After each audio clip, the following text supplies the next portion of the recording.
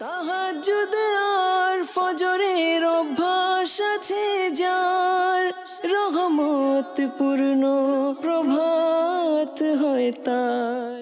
আলহামদুলিল্লাহি রাব্বিল আলামিন, আসসালাতু ওয়াসসালামু আলা সাইয়্যিদিল মুরসালিন, আম্মা বা'দু, ফাউযু বিল্লাহি মিনাশ শাইতানির রাজীম, বিসমিল্লাহির রহমানির রহিম। আসসালাতু ওয়াসসালামু আলাইকা ইয়া রাসূলুল্লাহ ওয়া আলা আলিকা ওয়া আসহাবিকা ইয়া হাবিবাল্লাহ। আসসালাতু ওয়াসসালামু আলাইকা ইয়া নবিয়াল্লাহ ওয়া আলা আলিকা ওয়া আসহাবিকা ইয়া নূরাল্লাহ। মাদানী চ্যানেলের দর্শক শ্রোতা, আলহামদুলিল্লাহ আবার উপস্থিত হয়েছি রহমতপূর্ণ প্রভাত এই অনুষ্ঠান নিয়ে। যে যেখান থেকে আমাদের অনুষ্ঠান দেখছেন সকল দর্শককে জানাই আন্তরিক মোবারকবাদ। দুরুদ ও সালামের ফজিলত শুনে নেই। নবী রহমত শফিয়ে উম্মত সাল্লাল্লাহু তাআলা আলাইহি ওয়াসাল্লামের আলিশান ফরমান, যে ব্যক্তি সকালে এবং সন্ধ্যায় তিনবার করে আমার উপর দুরূদ শরীফ পাঠ করবে, আল্লাহ তাবারক ওয়া তাআলা নিজ দায়িত্বে ওই ব্যক্তির ওই দিন ও ওই রাতের গুনাহকে মাফ করে দিবেন।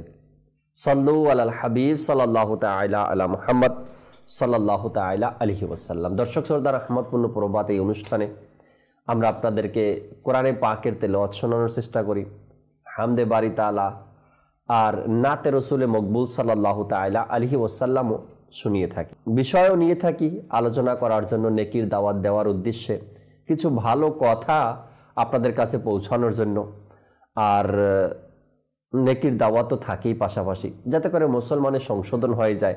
আজকেও এমন কিছু কথা আলোচনা করার চেষ্টা করব যাতে করে আমাদের কিছু সংশোধন হয়ে যায়। আল্লাহ চাই ইনশাআল্লাহ তাআলা আমরা আপনাদেরকে জানাবো আজকের বিষয় কি নিয়েছি, কি নিয়ে আলোচনা করছি। এর পূর্বে আসুন আমরা কোরআনে পাকের তেলাওয়াত শ্রবণ করি। জি, তেলাওয়াত শুনিয়ে দিন। আউযু বিল্লাহি মিনাশ শাইতানির রাজীম, বিসমিল্লাহির রহমানির রহিম।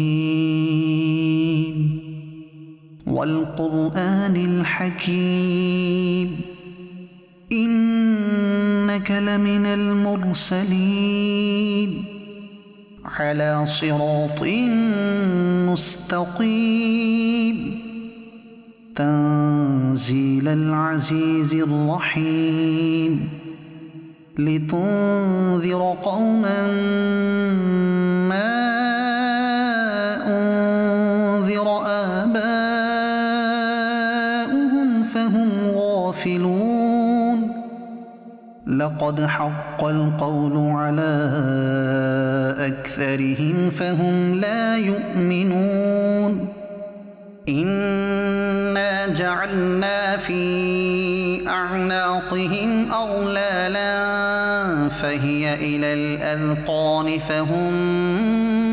مقمحون، وجعلنا من بين أيديهم سدا ومن خلفهم سدا فأغشيناهم فهم لا يبصرون، وسواء عليهم أأنذرتهم أم لم تنذرهم لا يؤمنون، إنما تنذر من اتبع الذكر وخشي الرحمن بالغيب، فبشره بمغفرة وأجر كريم، إنا نحن نحيي الموتى ونكتب ما قدموا وآثارهم وكل شيء أحصيناه في إمام مبين، واضرب لهم مثلا أصحاب القرية إذ جاءها المرسلون إذ أرسلنا إليهم اثنين فكذبوهما فعززنا بثالث فقالوا إنا إليكم مرسلون، قالوا ما أنتم إلا بشر مثلنا وما نزل الرحمن من شيء إن أنتم إلا تكذبون صدق الله العظيم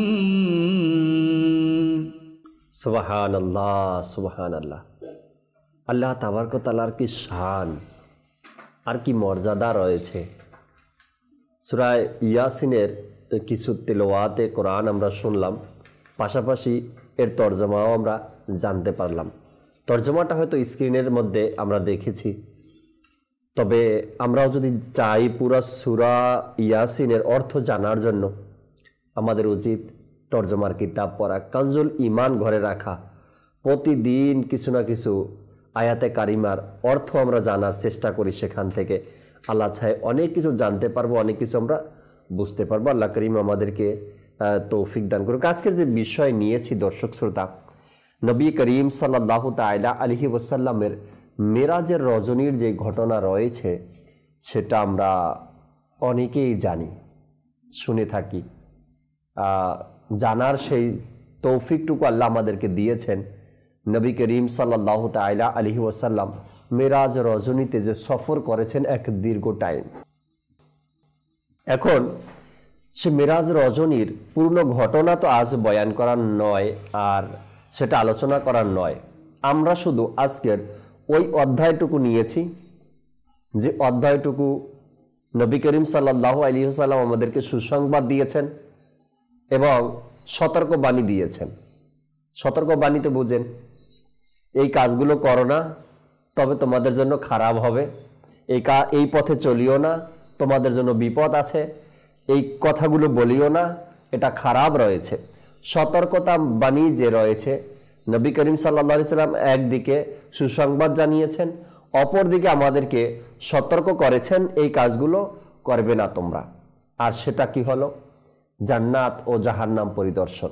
নবী করিম সাল্লাল্লাহু তাআলা আলাইহি ওয়াসাল্লাম যখন জান্নাত পরিদর্শন করলেন, সেখানে নাজ নিয়ামত দেখলেন, সেখানে নিয়ামতগুলো দেখে আর ঘোষণা করেছেন, বর্ণনা করেছেন, বয়ান করেছেন।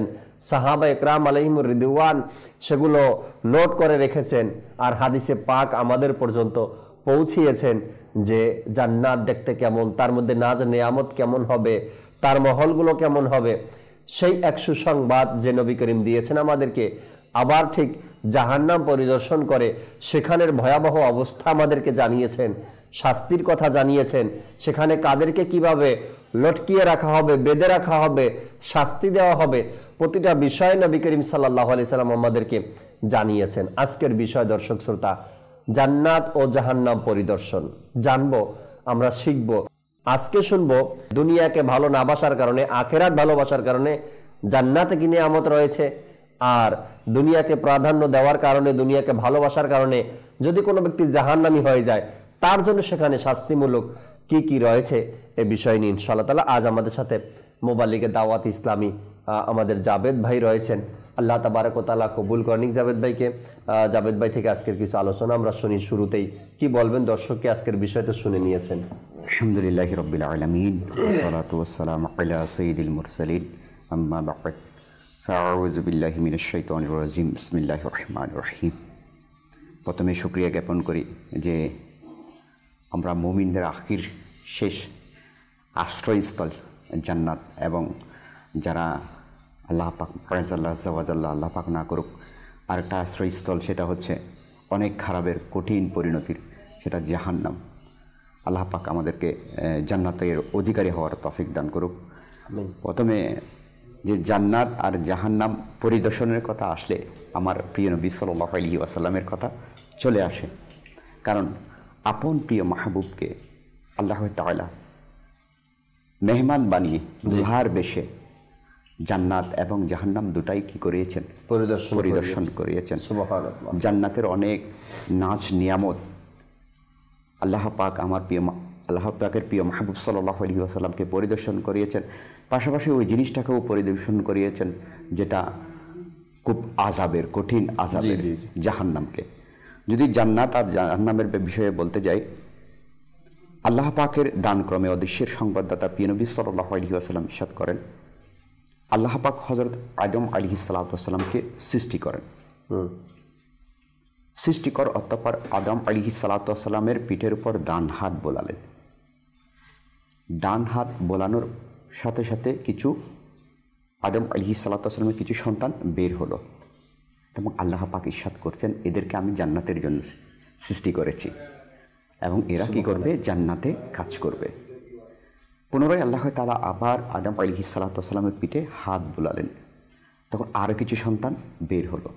তখন আল্লাহ পাক ইরশাদ করলেন, আমি এদেরকে জাহান্নামের জন্য সৃষ্টি করেছি, এরা জাহান্নামে কাজ করবে। আসলে এই হাদিসে মুবারাকা থেকে, তিরমিজি শরীফের হাদিস মুবারাকা, এটা থেকে এটাই প্রতীয়মান হয় যে দুইটাই স্থান রয়েছে, এটা অবিশ্বাস করার কোনো সুযোগ নাই। এখন আমার আপনার মাদানী চ্যানেলের দর্শক, আপনার কর্মই বলে দিবে আপনি কোথায় যাচ্ছেন, কোথায় আপনার ঠিকানা হচ্ছে। জান্নাত যখন রাসূল পাক সাল্লাল্লাহু আলাইহি ওয়াসাল্লাম পরিদর্শন করেছেন, সেখানে অনেক নাজ নিয়ামত দেখেছেন। জান্নাতকে আপনার মুক্তা দিয়ে সজ্জিত করা, এবং জান্নাতের মাটি হচ্ছে মেশকের। জান্নাতে আপনার 4টা নহর রয়েছে। 4টা নহরের মধ্যে একটা হচ্ছে পানির, যেটা কখনো পরিবর্তন হয় না। আরটা হচ্ছে দুধের, যেটার স্বাদ কখনো পরিবর্তন হবে না। আরেকটা নহর হচ্ছে, নদী হচ্ছে, সেটা শরাবের, যেটা শুধু স্বাদই অনুভব করবে। দেখেন, শরাব যখন চলে আসে, অনেক এটা অনেক বিভিন্ন রকমের ভাবে নেয়। এটা ওই শরাব না যেটা পান করলে আপনার কি হবে? নেশাগ্রস্ত হবে। এরপরে দেখা যাচ্ছে রাসূল পাক সাল্লাল্লাহু আলাইহি ওয়াসাল্লাম যখন কোথায়? জান্নাত পরিদর্শন করছেন, দেখছেন যে জান্নাতের মধ্যে মিরাজ রজনীতে ওই জান্নাতের মধ্যে রেশম কাপড়ের সজ্জিত একটি অট্টালিকা, প্রসাদ রাসূল পাক সাল্লাল্লাহু আলাইহি ওয়াসাল্লাম প্রত্যক্ষ করলেন।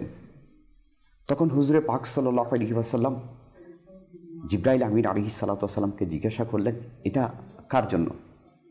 তখন জিবরাইল আমিন আলাইহিস সালাতু ওয়াসাল্লাম রাসূল পাক সাল্লাল্লাহু আলাইহি ওয়াসাল্লামকে বললেন, ইয়া রাসূলুল্লাহ সাল্লাল্লাহু আলাইহি ওয়াসাল্লাম, এটা আপনার সিদ্দিকে আকবর রাদিয়াল্লাহু তাআলা আনহু। সুবহানাল্লাহ, সুবহানাল্লাহ, আল্লাহ আল্লাহ। এরপরে রাসূল পাক সাল্লাল্লাহু আলাইহি ওয়াসাল্লাম যখনই জান্নাত পরিদর্শন করতেন, সেখানে একজনের পায়ের আওয়াজ, জুতার আওয়াজ, শব্দ শোনা যাচ্ছে। জুতার শব্দের আওয়াজ শোনার সাথে সাথে রাসূল পাক সাল্লাল্লাহু আলাইহি ওয়াসাল্লাম বুঝে নিলেন যে এটা কার আওয়াজ হতে পারে। তখন রাসূল পাক সাল্লাল্লাহু আলাইহি ওয়াসাল্লাম বিলাল হাবশী রাদিয়াল্লাহু তাআলা আনহুকে জিজ্ঞেস করলেন, এই বিলাল, আমি জান্নাতে তোমার পায়ের জুতার আওয়াজ শুনেছি, সুবহানাল্লাহ, তোমার এমন কোনো বিশেষ কি আমল রয়েছে যেটার কারণে তোমার এত মর্যাদা হয়েছে ওখানে জান্নাতে? তখন বিলাল হাবশী রাদিয়াল্লাহু তাআলা রাসূল পাক সাল্লাল্লাহু আলাইহি ওয়াসাল্লামকে বলতেন, ইয়া রাসূলুল্লাহ, আমার তেমন কোনো বিশেষ আমল নাই, কিন্তু আমি যখনই ওযু করি তখন শুকরিয়া স্বরূপ দুই রাকাত কি করি? নফল নামাজ আদায় করি, যেটার বরকতে আমার প্রিয় নবী সাল্লাল্লাহু আলাইহি ওয়াসাল্লাম মিরাজ রজনীতে জান্নাতে বিলাল হাবশী রাদিয়াল্লাহু তাআলা আনহুর কি দেখলেন? পায়ের আওয়াজ শ্রবণ করলেন। এ থেকে বোঝা যায় কিছু কিছু ছোট আমল যেটা প্রত্যক্ষ করা যায় না, এটা দেখার মতো বিষয় না, কিন্তু ওই আমল জান্নাতে কেমন মর্যাদার স্থান দিয়েছে। তো এটা থেকে এটাই প্রতীয়মান হয় যে আমরা যেন কোনো আমলকে ছোট মনে না করে ছেড়ে না দিই, যে আমি উজু করেছি না, এটা ফরজ পড়লে হয়ে যাবে, সেটা নয়। আমরা যেন এটাকে কি করে নিই? গুরুত্ব সহকারে নিই। কারণ আমি আপনি তো জানি না যে আমার আপনার কোন আমলের কারণে আল্লাহ পাক আমার উপর, আপনার উপর দয়া করবে, রাজি হয়ে যাবে। রাইট। আসলেই জান্নাতের আলোচনা শুনছিলাম আমরা জাবেদ ভাই থেকে। নবী করিম সাল্লাল্লাহু তাআলা আলাইহি ওয়াসাল্লামকে যখন জান্নাত ভ্রমণ করানো হলো, পরিদর্শন করানো হলো, হুজুর সাল্লাল্লাহু তাআলা আলাইহি ওয়াসাল্লাম জান্নাত ভ্রমণ করলেন। আর বারবার আমার নবী জানতেন, জানার পরেও জিবরাইল আলাইহিস সালাতু ওয়াসসালামকে জিজ্ঞাসা করতেন, হে জিবরাইল, এটা কার জন্য, এটা কাদের জন্য, এই মহলটা কারা পাবে, এই নিয়ামত কাদের জন্য, এই খাবারটা কারা পাবে। তো এক একটা করে জিজ্ঞাসা করতেন, আর জিবরাইল আলাইহিস সালাতু ওয়াসসালাম উত্তর দিতেন। এর কারণ একটাই, ওলামা একরাম বলে যে আমার নবী সাল্লাল্লাহু আলাইহি সাল্লাম জিজ্ঞাসা করেছেন আর জিবরাইল আলাইহিস সালাতু ওয়াসসালামের উত্তর দিয়েছে। এই কারণে যাতে করে আমরা উম্মতি যারা রয়েছি আমাদের কাছে যেন সংবাদটা পৌঁছে যায়। দেখেন, অনেকগুলো হাদিসে মোবারকা রয়েছে এরকমের। যে নবী করিম সাল্লাল্লাহু তাআলা আলাইহি ওয়াসাল্লাম ইচ্ছা করেই সাহাবা একরামকে প্রশ্ন করতেন, তোমরা কি জানো এটা কি বিষয়? সাহাবা একরাম কি উত্তর দিতেন, আমরা জানি না, আল্লাহ ও তার রাসূল এ সম্পর্কে ভালো জানেন। আবার হুজুর সাল্লাল্লাহু আলাইহি সাল্লাম নিজেই সেটার উত্তর প্রদান করতেন। এর কারণে ওলামা একরাম লেখেন যে হুজুর সাল্লাল্লাহু আলাইহি সাল্লামের এভাবে করার উদ্দেশ্য ছিল যাতে করে এই হাদিসে পাক, এই ঘটনা, এই বয়ানটা উম্মত পর্যন্ত পৌঁছে যায়, যাতে করে আমরা এ থেকে জানতে পারি, আমরা শিখতে পারি, আর এর উপরে আমরা আমল করে যেন নিজেকে সংশোধন করতে পারি, নিজেকে যেন জান্নাতি বানাতে পারি। আমরা রমজান ভাইকে সময় দিই। জি রমজান ভাই, আজকের বিষয় নিয়ে আবার আমরা আলোচনা করবো। আগে রমজান ভাই থেকে কালাম শুনি। সাল্লু আলাল হাবিব সাল্লাল্লাহু তাআলা আলা মুহাম্মদ সাল্লাল্লাহু তাআলা আলাইহি ওয়াসাল্লাম। ইসলামী ভাইরা এবং মাদানী চ্যানেল দর্শকবৃন্দ, আসুন ইনশাআল্লাহ কালাম হামদে বারি তাআলা শ্রবণ করার আগে আল্লাহ তাআলার সন্তুষ্টি এবং প্রিয় নবী সাল্লাল্লাহু তাআলা আলাইহি সাল্লামের সন্তুষ্টি নিয়ত করে নিই। ইনশাআল্লাহ আমি নিয়ত করছি আল্লাহ তাআলার সন্তুষ্টি, প্রিয় নবী সাল্লাল্লাহু তাআলা আলাইহি সাল্লাম এর সন্তুষ্টির জন্য ইনশাআল্লাহ হামদে বারি তাআলা পড়ব। আপনারাও নিয়ত করে নিন ইনশাআল্লাহ আজ্জা ওয়া জাল।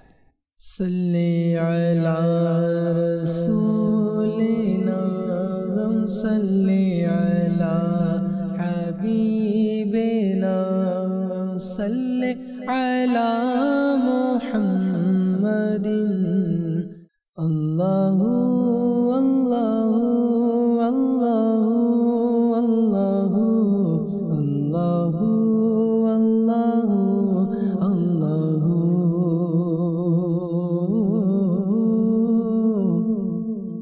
আল্লাহু আল্লাহু আল্লাহু আল্লাহু আল্লাহু আল্লাহু আল্লাহু মাওলা আল্লাহু আল্লাহু আল্লাহু আল্লাহু আল্লাহু আল্লাহু আল্লাহু হাসবি রাব্বি জাল্লাল্লাহ মা ফি কলবি গায়রুল্লাহ।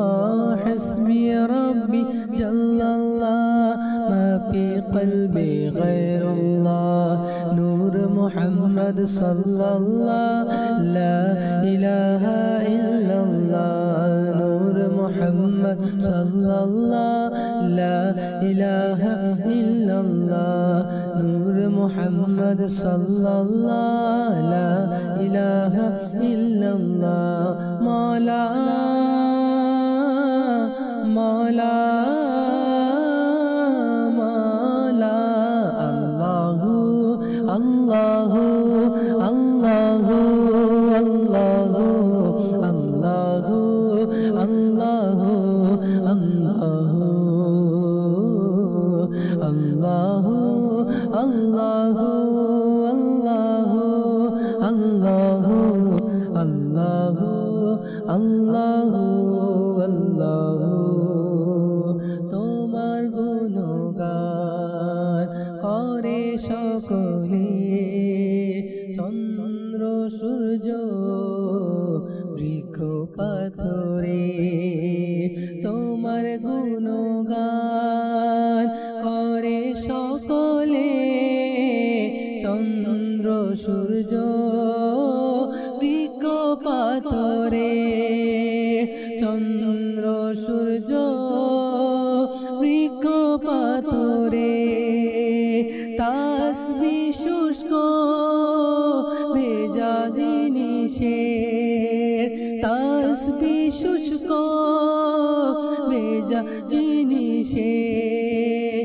ইয়া আল্লাহ ইয়া আল্লাহ ইয়া আল্লাহ ইয়া আল্লাহ ইয়া আল্লাহ ইয়া আল্লাহ ইয়া আল্লাহ ইয়া আল্লাহ।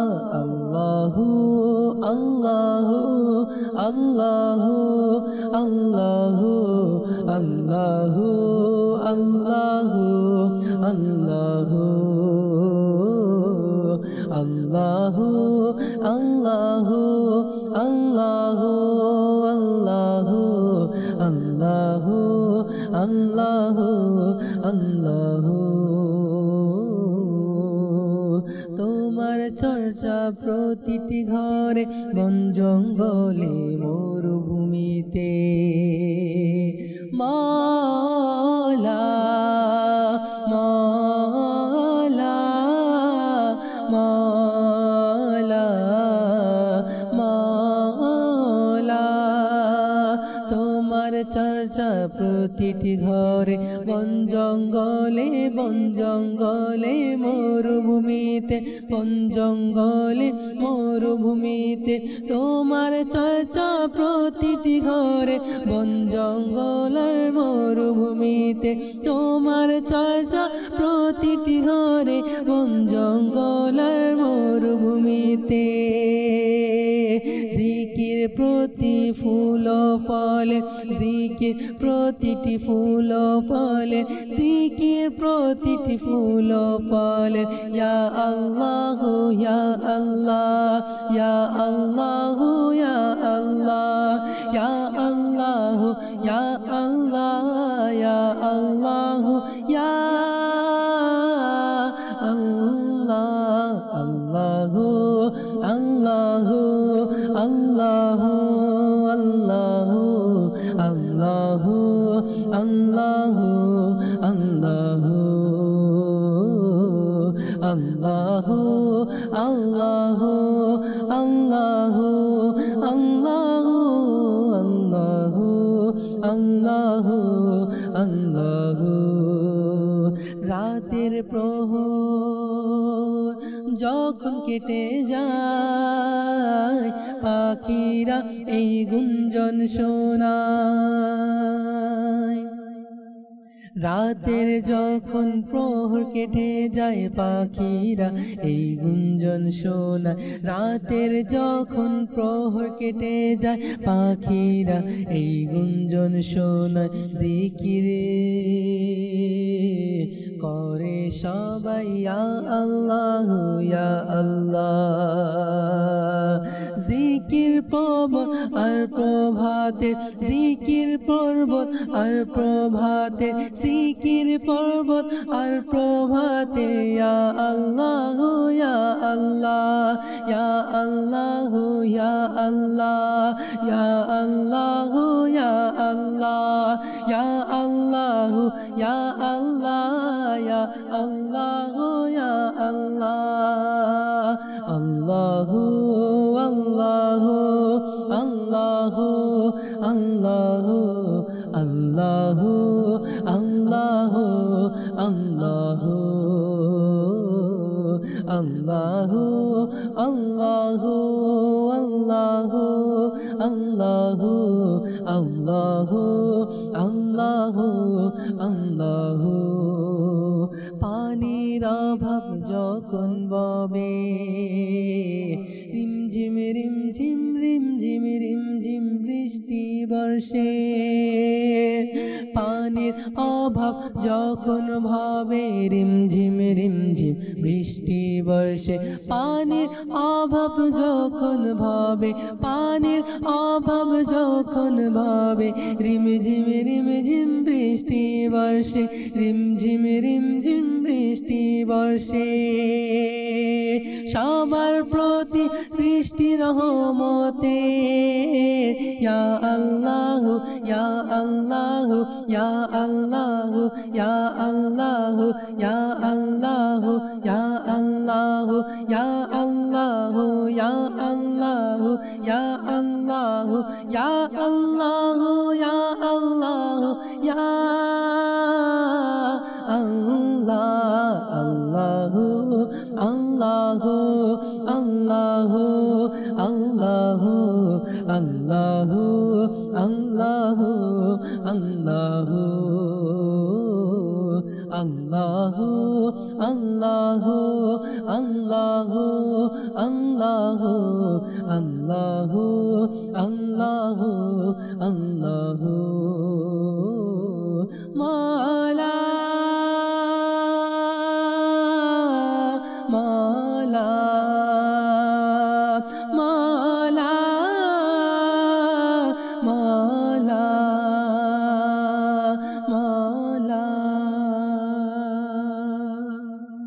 সুবহানাল্লাহি ওয়া বিহামদিহি সুবহানাল্লাহিল আলিয়্যিল আযীম। সুবহানাল্লাহ, কি সুন্দর আল্লাহ তাবারক ওয়া তাআলার প্রশংসা আমরা শুনলাম।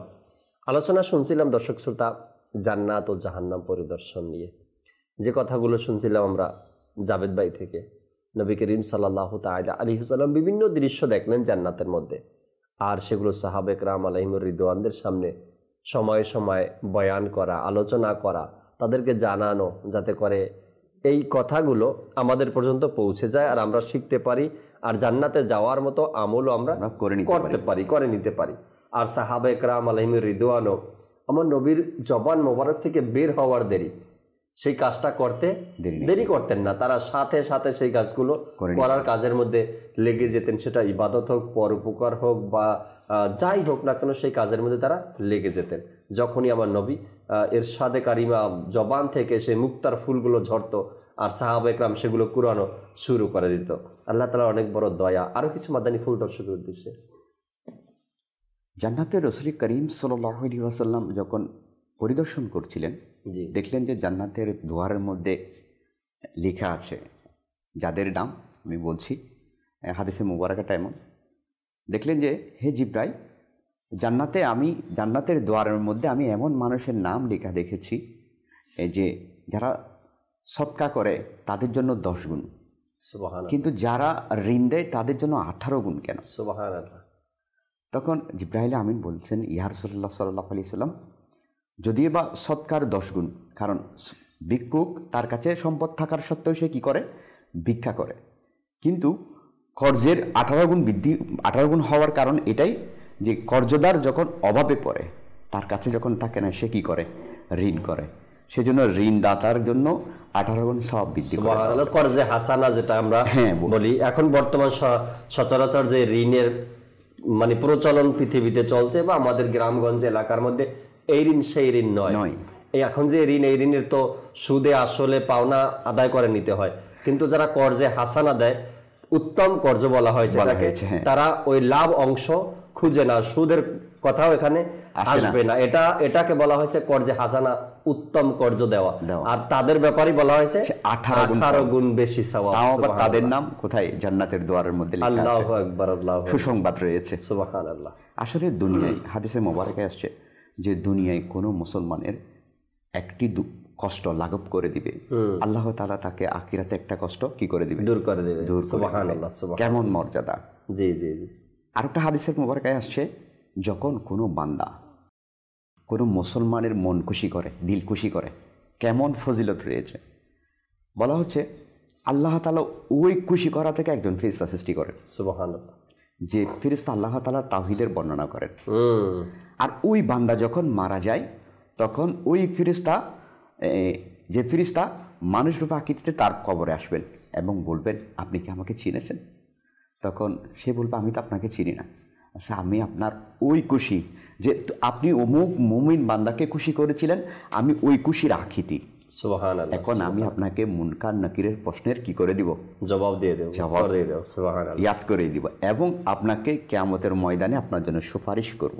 সুবহানাল্লাহ। শুধু তাই নয়, জান্নাতে আমি আপনাকে আপনার স্থান দেখিয়ে দিব। আল্লাহ। শুধু একটা আমল, মুসলমানকে খুশি রাখা, দিল খুশি করা, সেটা হোক মুস্কি হাসি দিয়ে, সেটা হোক অর্থ দিয়ে, ভালো কথার মাধ্যমে, যেভাবে হোক, উত্তম হোসনে আখলাকের মাধ্যমে, পন্থার মাধ্যমে, তাহলে এটার কিছু সংবাদ রয়েছে। সুবহানাল্লাহ। পক্ষান্তরে আমরা যদি এর বিপরীতটা চিন্তা করি, কষ্ট দেওয়ার ব্যাপার, যদি আমরা ফজিলতের কথা শুনলে খুব আনন্দিত হয়ে যাই, আমরা আলহামদুলিল্লাহ করিও ফজিলতের কাজ, কিন্তু পক্ষান্তরে বিপরীত সাইড যেটা রয়েছে, আমরা এটাও নিয়ে একটু চিন্তা করি যে আমি যদি কোনো মুমিন বান্দাকে যদি কষ্ট দিয়ে থাকি, আমার হাত দ্বারা, জাবান দ্বারা, আমার কাজকর্ম দ্বারা, তাহলে আমার জন্য এটা কি রয়েছে?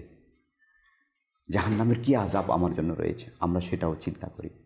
যে জান্নাতের বিষয়ে আসছে, জান্নাত এমন একটা নিয়ামত যে জান্নাতীদের ভাষা হবে আরবি ভাষা। সুবহানাল্লাহ। যেটা আমার প্রিয় নবী সাল্লাল্লাহু আলাইহি ওয়াসাল্লামের ভাষা ছিল, সেটা আমার জান্নাতীদের ভাষা। জান্নাত এমন একটা জিনিস, আপনার ইচ্ছে করেছে আপনি এটা খাবেন, সেটা ইচ্ছা করার সাথে সাথে সাথে চলে আসবে। বলা হচ্ছে পাখি যখন উড়ে যাবে, আপনার ইচ্ছে হয়েছে আমি পাখিটা যদি খেতে পারতাম, তখন সেটা বোনা হয়ে একদম রেখাবিত আপনার কাছে চলে আসবে। আর জান্নাত এমন একটা নিয়ামত যেখানে আপনাকে প্রকৃতির ডাকে সাড়া দিতে হবে না, কোনো প্রকৃতির ডাক নাই। আপনি শুধু জান্নাতের মধ্যে শুধু একটা খাবেন, শুধু একটা খাবেন আর শুধু একটা ঢেকর তুলবেন। ঢেকর তোলার সাথে সাথে সবকিছু কি হজম হয়ে যাবে। আল্লাহু আকবার, এমন একটা নিয়ামত। নিদ্রা এরপরে আকাঙ্ক্ষা করার পরে পূর্ণ হবে না জান্নাতে, এমনটা তো হতে পারে। আর এমন একটা বিষয় যে জান্নাতে কমার কোনো সুযোগ নেই, আল্লাহ পাক এমন ভাবে সৃষ্টি করেছেন সুবহানাল্লাহ, যে আমি এটা আর নাই। অনেক সময় আমরা বাজারে গেলে বিভিন্ন বস্তু পোশাক অনেক সময় শেষ হয়ে যায়, কিন্তু জান্নাতে শেষ হওয়া বলতে কিছু নেই। জান্নাতীদের সবচাইতে বড় নিয়ামত, আমি যেটা কিতাবের মধ্যে পড়লাম, জান্নাতি যারা হবে, জান্নাতীদের সবচাইতে বড় নিয়ামত হলো জান্নাতীরা ওই দিন আল্লাহ তাআলার দিদার করবে। সুবহানাল্লাহ, সবচাইতে বড় নিয়ামত তাদের জন্য এটা, যে আল্লাহ তাআলার দিদার করবে জান্নাতীরা। এর চাইতে আর কি চাই, আর কি দরকার? সৃষ্টি যে আমাকে করেছে, সেই স্রষ্টার দিদার যদি আমার হয়ে যায়, তার মোলাকাত যদি হয়ে যায়, তার চাইতে আর কি দরকার? তো আমিরুল সুন্নাত দামাত বারকাতুহুল আলিয়া বারবার বলেন এটা। তো জান্নাতীদের সবচাইতে বড় সুসংবাদ তো এটাই, নাজ নিয়ামত তো আছেই জান্নাতীদের জন্য, এটা তো আল্লাহ তৈরি করে রেখেছেন জান্নাতীদের জন্য। সবচাইতে বড় পাওয়া আর সবচাইতে বড় সুসংবাদ হলো মাওলার দিদার করা সেদিন। হ্যাঁ, জান্নাতীরা আল্লাহর দিদার করবে। তো জান্নাতীরা জান্নাতে প্রবেশ করবে, আর সেখানের ঘ্রাণ যখন সে নিবে, পৃথিবীতে এমন ঘ্রাণ কেউ কখনো আর সুখেনি, নাক নেই, কোনো নাক সুখেনি না।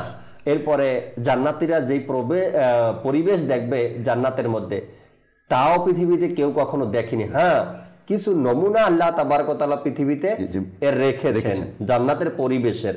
অনেক সময় দেখবেন মানুষ বলে এই কথাগুলো, যেমন কারো বাড়ির সামনে আঙ্গিনাতে ফুলের বাগান, উঠান, গাছ লাগানো, ফুল ফল, এরকমের এক সুন্দর এক পরিবেশ। তখন যারা নতুন যায় দেখার জন্য, সেটা কি বলে, মনে হয় জান্নাতের বাগানে ঢুকলাম, মনে হয় জান্নাতের বাগানে প্রবেশ করেছি। এটা এক নমুনা পৃথিবীবাসীর জন্য, না? তো এই নমুনা দেখার পরে যদি আমরা এতটা আশ্চর্য হয়ে যাই জান্নাতের, তাহলে জান্নাত যেটা রিয়েল জান্নাত আছে, সেটা দেখার পরে আমাদের আবেগটা কেমন বেড়ে যাবে। এই জন্য হাদিসে পাকের মধ্যে বলা হয় যে জান্নাতের যে পরিবেশ রয়েছে, সেই পরিবেশ পৃথিবীতে কোনো চোখ কখনো দেখেনি। আচ্ছা, জান্নাতে যে মহল রয়েছে, সে মহল পৃথিবীতে কোনো চোখ কখনো দেখেনি। অনেক মানুষ জান্নাতের মহল পৃথিবীতে তৈরি করার চেষ্টা করেছে, কিন্তু কি হবে আর চেষ্টা করে, সেই জান্নাতি মহলে সে প্রবেশই করতে পারেনি। হয়তো শুনেছে দর্শক শ্রোতা অনেকবার এই ঘটনাটা, যে এক কাজ্জাব ছিল, সে দুনিয়াতে জান্নাতের নমুনা সে যখন কিতাবাদি থেকে শুনেছে, তখন সে জান্নাত তৈরি করার এক আশা জাগলো তার মনের মধ্যে। জান্নাত প্রায় আমি পড়লাম ওই কিতাবের মধ্যে 300 বছর পর্যন্ত সে জান্নাত নির্মাণের কাজে লোক রেখেছে। 300 বছর পর্যন্ত সে শুধু সেই মহল তৈরি করেছে। সব শেষ, মেইন ফটকের কাজও শেষ, মেইন গেটের কাজও শেষ, মহল বানানো শেষ, আপনার দরজা জানালা যেমন যেমন শুনছে কিতাবের মধ্যে, যেভাবে কিতাবের মতো, হ্যাঁ, সব অধ্যয়ন করা হয়ে গেছে, সব বানানো হয়ে গেছে। এখন যারা ছিল লোক লস্কর, তারা বলছে মহারাজ সব তো তৈরি করা হয়ে গেছে, এবার চলেন প্রবেশ করব। প্রবেশ করার জন্য নিজ পুরাতন মহল থেকে জান্নাতি সেই মহল তৈরি করছে, সেখানে রওনাও করেছিল সে। কিন্তু আফসোসের বিষয়, এত কিছু করার পরেও সেই কাজ্জাব আর মহলে ঢুকতে পারেনি। এর আগেই তার ডাক চলে গেছে সে জাহান্নামে, সে আর ঢুকতে পারেনি। তো এটা ছিল তার একটা কি বলবো, দুনিয়ার চিন্তা ভাবনা তার মাথার মধ্যে। তো জান্নাতে যে মহল রয়েছে, সে মহল পৃথিবীতে কেউ কখনো দেখেনি। নবী করিম সাল্লাল্লাহু আলাইহি সাল্লাম বর্ণনা করেছেন, বর্ণনা আমরা শুনেছি, আর সেই বর্ণনা শুনে অর্থাৎ হাদিসে পাক পড়ে আমাদের মধ্যে আগ্রহ জাগছে কি আমরা ইবাদত করে জান্নাতি মহল অর্জন করব, কিন্তু সেটা কখনো কেউ চোখে দেখেনি। যা আমার নবী নিজ চোখে পরিদর্শন করেছেন, যা আমার নবী নুরানি চোখ মোবারক দ্বারা অবলোকন করেছেন, সেটা পৃথিবীর কোনো চোখ কখনো দেখেনি। জান্নাতে গেলেই তখন দেখতে পারবেন। জান্নাতের যে হাওয়া বাতাস রয়েছে, জান্নাতে যে পোশাক রয়েছে, শুধু আমরা অনুভব করি আর মনটার মধ্যে সান্ত্বনা চলে আসে আর খুশি লাগে, বা জান্নাত তো আমাদের জন্যই আল্লাহ তৈরি করেছেন, আমরা পাবো। কিন্তু সেই জান্নাতের হাওয়া কেমন হবে, সেই জান্নাতের পোশাক কেমন হবে, জান্নাতীদের আওয়াজ কেমন হবে, জান্নাতীরা দেখতে কেমন হবে, আল্লাহ নবী সাল্লাল্লাহু আলাইহি সাল্লাম সব অবলোকন করেছেন, পরিদর্শন করেছেন এবং আমাদেরকে বর্ণনাও করে গেছেন। হাদিসে মুবারকার মধ্যে আমরা পাই সেটা। আমরা দুই একটা কল নিয়ে আগে, এরপর আপনাকে আমরা ইনশাআল্লাহ তাআলা সময় দেব, নাতে রাসূল শোনাবেন আমাদেরকে ইনশাআল্লাহ তাআলা। জি, দর্শকের কল শুনিয়ে দিন। মোহাম্মদ আমিনুল ইসলাম টিটু, খুলনা। আচ্ছা, আমি মাদানী চ্যানেলটাই দেখি, ভালো লাগে, আমি সারাদিন তো ওইটাই দেখি, আমি অন্য কোনো অনুষ্ঠান দেখি না। আচ্ছা আচ্ছা, খুলনা থেকে আপনি বলছেন সবসময় মাদানী চ্যানেলটাই দেখেন, অন্য চ্যানেল ভালো লাগে না। মুমিন মুসলমান আমরা, আমাদের যদিও আমরা ধোকায় পড়ে আছি বা গুনাহের মধ্যে সময়টা অতিবাহিত করি, কিন্তু হৃদয়টা তো আল্লাহ তার রাসূলের দিকে ধাবিত আমাদের, তাই না? আল্লাহ তাআলা কবুল করেনি। পরবর্তী কল দেন।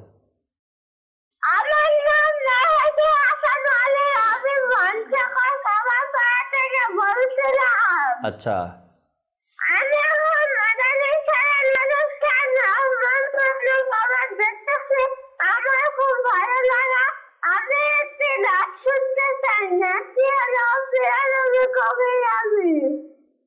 রমজান ভাই হয়তো আপনার ভাষা বুঝে নিয়েছেন, কোন কালাম আপনি শুনতে চেয়েছেন। ইনশাআল্লাহ তাআলা সাথেই থাকুন। পরবর্তী কল দেন। আমি চট্টগ্রাম থেকে বলছি, আমার নাম মোহাম্মদ মনিক চৌধুরী। আচ্ছা, আমি অত্যন্ত আনন্দিত হচ্ছি মাদানী চ্যানেল দেখে। আমার ভাষায় বুঝতে পারছি না, এত সুন্দর অনুষ্ঠান, এত সুন্দর, দেখার মতো এটা। আমি অনেক কিছু উপভোগ করতে পারতেছি আপনাদের মাদানী চ্যানেল দেখার পরে। আমার পরিবারের মধ্যে আমার ওয়াইফকে আমি সালাম দিচ্ছি, আমার সালাম দিচ্ছি, আমার ছেলে মাকে সালাম দিচ্ছি। আমি অত্যন্ত আনন্দিত, অত্যন্ত গর্বিত আপনাদের অনুষ্ঠান দেখতে। খুব কান্না আছে আমার। আমি দোয়া করতেছি আপনাদের জন্য, আপনারা একটু দোয়া করেন। আপনার কথায় বোঝা গেছে কতটা আবেগ নিয়ে আপনি কথাগুলো বলছেন। হয়তোবা যেটা ভালো লাগার জিনিস, যেটা আপনি বলতে চেয়েছেন, হয়তো ভাষায় সেটা প্রকাশ করতে পারেননি, স্বাভাবিকভাবে যতটুকু সম্ভব ততটুকু বলেছেন। কিন্তু আপনার কথার আওয়াজে আর কথার স্পিরিটে বোঝা যায় যে আপনি কি পেয়েছেন মাদানী চ্যানেলের মাধ্যমে। আলহামদুলিল্লাহ রাব্বিল আলামিন। ভাই, শুধু আপনি একা না, হয়তো আপনি চট্টগ্রামের কথাই বলছেন, মনির চৌধুরী ভাই, চট্টগ্রামের যে কোনো একটা এলাকা থেকে আপনি বলছেন। আলহামদুলিল্লাহ রাব্বিল আলামিন। বাংলাদেশের প্রতিটা এলাকাতেই এই সুসংবাদ আমাদেরকে দেয় যে আল্লাহ তাআলা শুকরিয়া আদায় করলে শেষ হবে না, যে মাদানী চ্যানেল আমাদের জন্য কত বড় এক নেয়ামত, আমার ঘরের জন্য, আমার পরিবারের জন্য, আমার সমাজের জন্য, আমার দেশের জন্য। আলহামদুলিল্লাহ রাব্বিল আলামিন। তো লেগে থাকুন, মাদানী চ্যানেল দেখতে থাকুন, সবসময় দাওয়াত ইসলামীর সাথে থাকুন, সাপ্তাহিক ইজতেমাতে যান, নিজেকে পরিবর্তন করুন। যেভাবে করে ঘরের মধ্যে সালামের প্রচলন শুরু হয়ে গিয়েছে, মাদানী চ্যানেল এটাই তো শিক্ষা দেয় আমাদেরকে, যাতে করে আমরা নিজেকে সংশোধন করতে পারি। জি, পরবর্তী কল শুনিয়ে দিন। আমার নাম হিমেল, আমি রাস্তায় থেকে বলছি। আচ্ছা, আমি একটি নাতের আসর শুনতে চাই, সেটি হলো কান লাগিয়া কান্দরে মন, কান লাগিয়া বন্ধ, কেউ তো তোমার আপন হবে না। সুবহানাল্লাহ। রাজশাহী থেকে হিমেল আমাদের সাথেই ছিলেন, এতক্ষণ কল দিয়েছেন, থাকবেন ইনশাআল্লাহ তাআলা। আমরা আপনাকে শোনাবো একটু পরে। পরবর্তী কল দেন। আমার নাম মোহাম্মদ আব্দুল্লাহ, জেলা রংপুর। মাদানী চ্যানেল আমি সবসময় দেখি, আমি ছেলে হইতেছে, ছেলে দেখি, সব মিলে দেখি, আমি আমার ভালো লাগে। আচ্ছা, মাশাআল্লাহ। সেই রংপুর থেকে তিনি আমাদেরকে কল করেছেন, ভালো লাগে, অনুষ্ঠানগুলো দেখেন, কথাগুলো শুনেন, আল্লাহ কবুল করেনি। পরবর্তী কল দেন।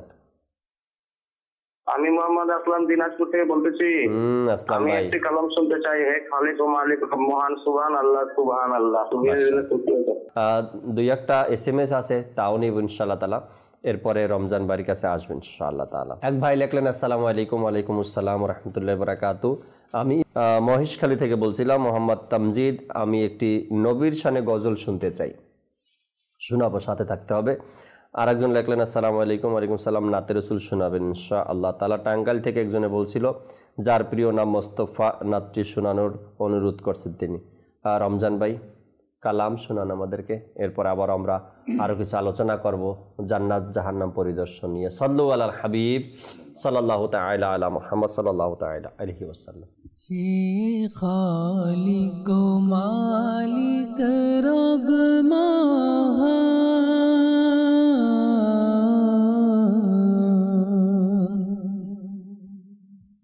হে খালিক ও মালিক রব মহান, হে খালিক ও मालिक रब महान सुब्हानल्लाह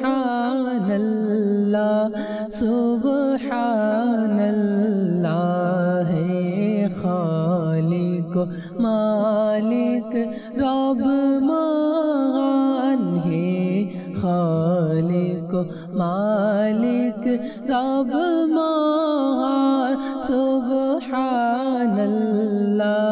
सुब्हानल्लाह सुब्हानल्लाह सुब्हानल्लाह তুমি স্রষ্টা আমার আমি বান্দা তোমার তুমি স্রষ্টা আমার আমি বান্দা তোমার সুবহানাল্লাহ সুবহানাল্লাহ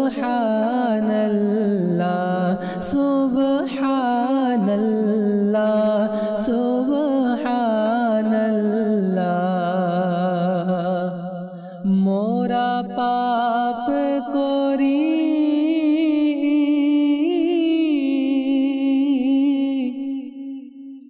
মোরা পাপ করি তুমি মাপ করো মোরা জুলুম করি তুমি দয়া করো মোরা পাপ করি তুমি মাপ করো মোরা জুলুম করি তুমি দয়া করো মোরা জুলুম করি তুমি দয়া করো ঘিরে আছে তোমার দয়ায় দুনিয়া ঘিরে আছে তোমার দয়ায় দুনিয়া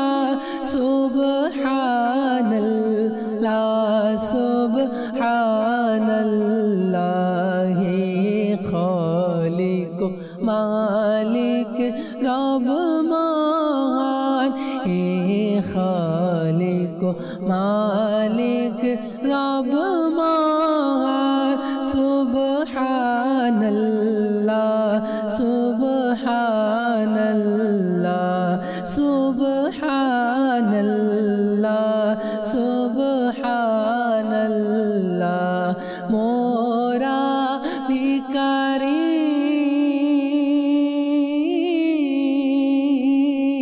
মোরা ভিখারি তুমি দাতা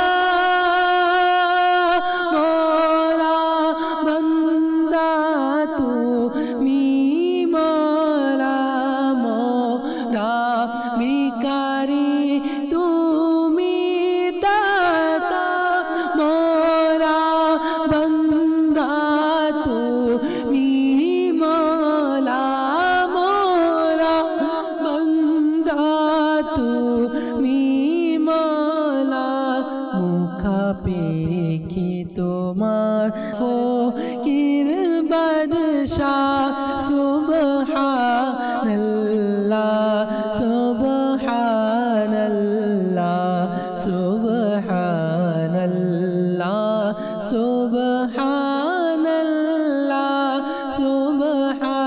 সুবহানাল্লাহ সুবহানাল্লাহ হে খালিক মহান হে খালিক মালিক রব মহান সুবহানাল্লাহ সুবহানাল্লাহ সুবহানাল্লাহ সুবহানাল্লাহ যার প্রিয় নাম মুস্তাফা সাল্লি আলা মুহাম্মাদিন